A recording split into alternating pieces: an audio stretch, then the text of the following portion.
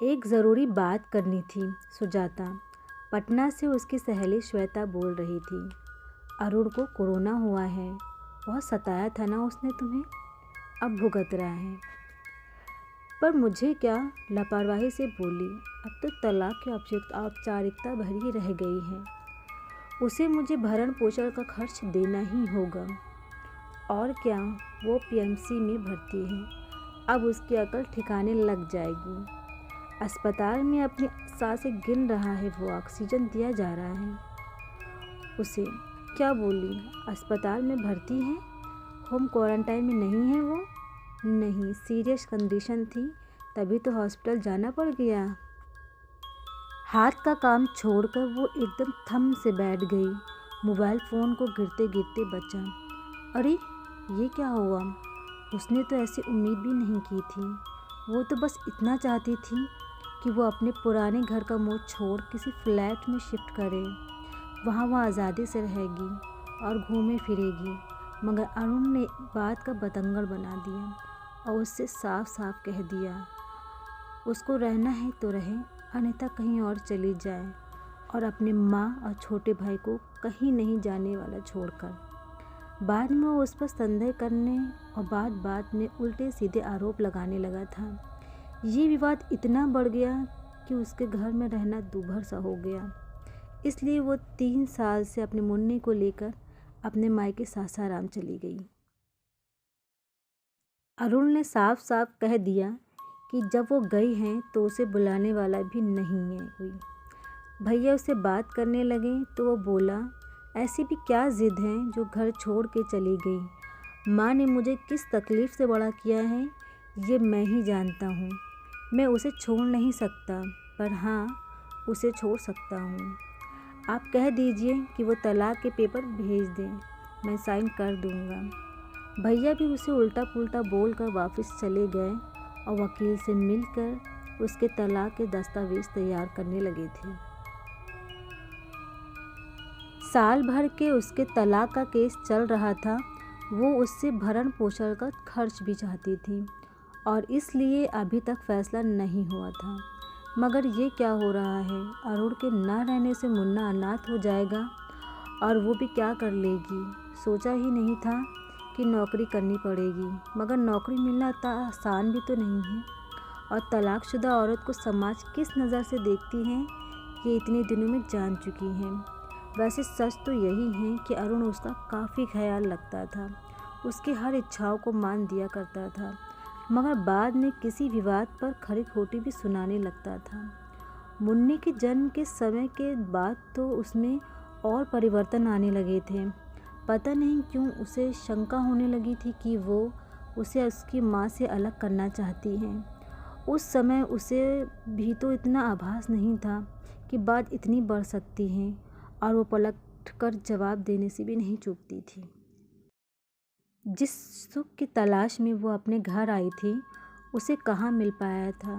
घर के सारे दायित्वों को जैसे उसी पर मर दिया गया था। वो किचन की महाराजिन बन के ही रह गई थी।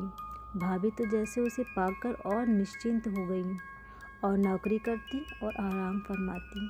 उधर भैया भी बहुत ही कठोर होते चले जा रहे थे।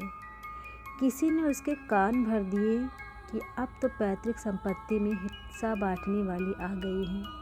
पहले तो शाम को वो आते तो मुन्ने के लिए कोई खिलौना या चॉकलेट लाना नहीं भूला करते थे, मगर अब वो खाली हाथ घुसते और मुन्ने को घूरते हुए अपने कमरे में चले जाते थे। एक आध बार उसने मामा मामी कहते हुए उनके पीछे लगने की कोशिश की तो उसे बहुत बुरी तरह झटक दिया, और तब से मुन्ना उनसे दूर ही रहने लगा। उसका बचपन और चंचलता जैसे लुप्त सी हो गई है। अब समय बीतने के साथ महसूस होता था कि कहीं कुछ गलत हो गया है, मगर किसी को झुकने देने को तैयार नहीं था। संवादहीनता तो थी ही, और बात जब तलाक के केस मुकदमों की हो गई तो रही सही आज भी टूट गई। जिस सुख की तलाश में वो यहाँ आई थी, वो तो वक्त के ठोकर मार से कहीं गुम सी हो गई थी। मगर जब से उसने सुना है कि अरुण कोरोनाग्रस्त होकर अस्पताल में भर्ती है, उसकी बेचैनी तो बढ़ सी गई है। नहीं, वो उसे ऐसे कैसे छोड़ सकती है। वृद्ध सासू माँ से अपना ही काम नहीं संभलता, उसे कहाँ से संभालेगी। छोटा भाई अभी बहुत छोटा है, ऐसे में उसे क्या करना चाहिए, ये उसे असमंजस में डालते हुए कहा। उसकी आंखों में नींद नहीं थी। ऐसे समय में उसे कुछ क्या करना चाहिए और क्या नहीं। यहाँ तो लोग इस महामारी में लोग अनदेखे अनजाने लोगों की भी सेवा कर रहे हैं, तो क्या वो अपने अकेले असहाय परिचित की अपने की पति की सेवा नहीं कर सकती हैं। वो तो उसकी पत्नी रह चुकी हैं। क्या हुआ यदि वो अपने अहम को थोड़ा झुका ले। मुन्ने के जन्म के वक्त उसने कितनी दौड़ धूप की थी, रात और दिन एक कर दिया था। मुन्ने के जन्म के वक्त उसका कहाँ से भी याद आए। डिलीवरी के बाद तुम्हारा ही सहारा था सुजाता, तुम्हारे बिना मैं अकेले रहने की सोच भी नहीं सकता हूँ, उसके पति ने उससे बोला। और आज वह असहाय अकेला पड़ा है अस्पताल में। क्या उसके बारे में उसे विचार नहीं करना चाहिए। उसे देखने संभालने के लिए उसे जाना चाहिए। इसी से वो मुक्ति पाएगी। उसके ठीक होने तक वहीं रह ले तो क्या बुरा है। इसमें किसी को कुछ कहने सुनने का अवसर भी नहीं मिलेगा। आखिर वो किसी असक्त बीमार की सेवा ही तो करना चाह रही थी। उसने सुबह सुबह उठकर चुपचाप तैयारी कर ली और माँ से कहा, अरुण बीमार है, उसकी देखभाल करने वाला कोई नहीं है। ये सुनकर मेरा मन घबरा सा रहा है। मैं उसे देखने जा रही हूँ। तुम होश में तो हो, वहाँ कौन पूछेगा तुम्हें, माँ बोली। बात इतनी बढ़ चुकी है और तुम अपनी बेइज्जती कराने जा रही हो। इस समय लॉकडाउन है, गाड़ी वाड़ी भी नहीं चल रही है, जाओगे कैसे। मैंने स्पेशल पास के लिए ऑनलाइन आवेदन किया था और वो बन के आ गया है, और मैंने एक कार को भी भाड़े पे बुलाया है।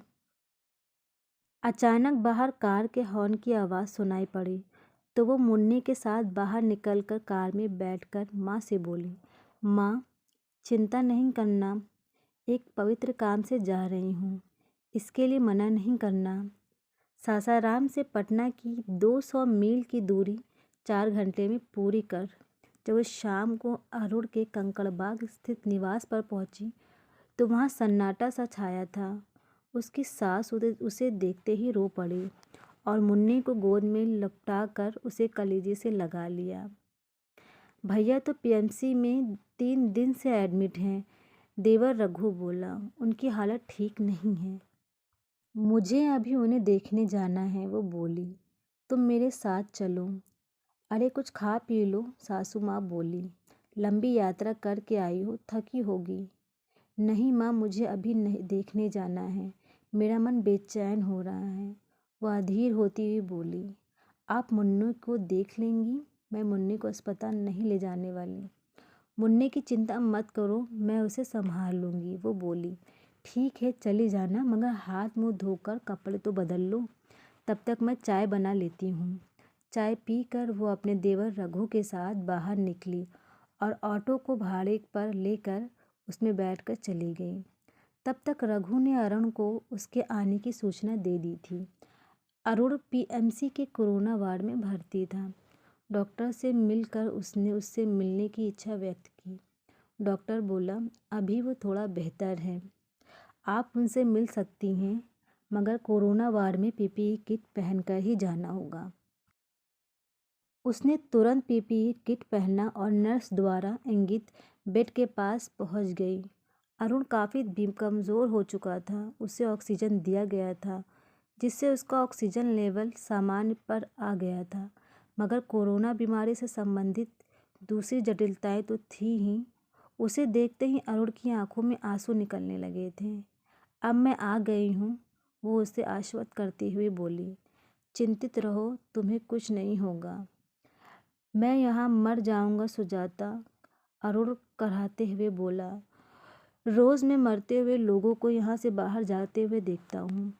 मैं मरना नहीं चाहता, मुझे इस नर्क से बाहर निकालो। मैं घर जाना चाहता हूँ। मैं डॉक्टर से बात कर उससे निवेदन करूँगी कि वो तुम्हें घर जाने की इजाज़त दे दे।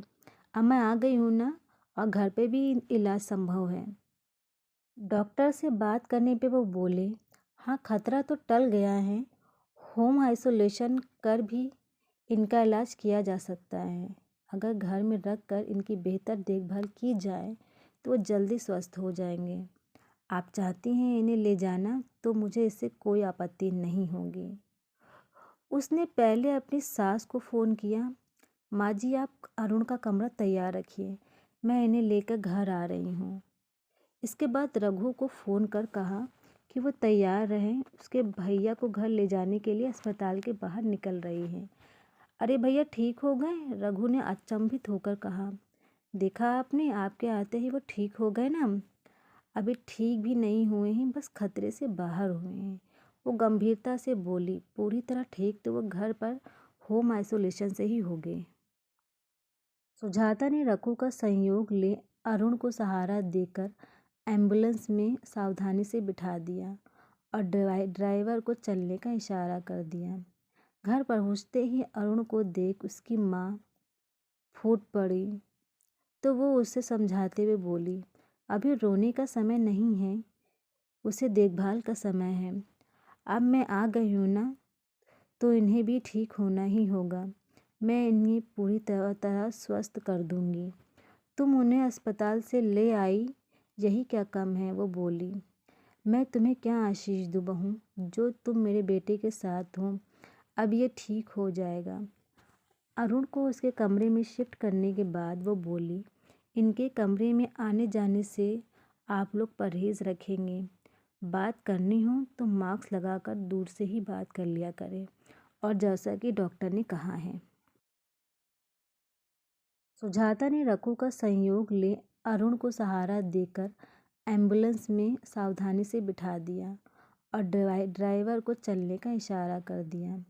घर पहुंचते ही अरुण को देख उसकी माँ फूट पड़ी तो वो उसे समझाते हुए बोली, अभी रोने का समय नहीं है, उसे देखभाल का समय है। अब मैं आ गई हूँ ना, तो इन्हें भी ठीक होना ही होगा। मैं इन्हें पूरी तरह स्वस्थ कर दूंगी। तुम उन्हें अस्पताल से ले आई, यही क्या कम है? वो बोली। मैं तुम्हें क्या आशीष दूँ बहू, जो तुम मेरे बेटे के साथ हो। अब ये ठीक हो जाएगा। अरुण को उसके कमरे में शिफ्ट करने के बाद वो बोली, इनके कमरे में आने जाने से आप लोग परहेज़ रखेंगे। बात करनी हो तो मास्क लगाकर दूर से ही बात कर लिया करें, और जैसा कि डॉक्टर ने कहा है। अरुण के प्रति निश्चिंत होने के बाद ही वो किचन का रुख करती थी। 15 दिनों के निरंतर सेवा से अरुण के स्वास्थ्य में काफ़ी तेज़ी से सुधार हो चुका था। 16वें दिन उसने स्वयं के साथ ही साथ उसका भी टेस्ट करवाया। अरुण कोरोना पॉजिटिव से नेगेटिव तो हो चुका था, मगर अब सुजाता स्वयं संक्रमित हो चुकी थी। तुम घबराना नहीं सुजाता, अरुण उसे दिलासा देते हुए कहने लगा। जैसे तुमने मेरी सेवा की है ना, उसी प्रकार मैं भी तुम्हारी देखभाल करूँगा। तुमने मुझे सेवा का अर्थ बताया है, अब मैं उसे पूरा करूँगा। और अब सुजाता होम आइसोलेशन में थी।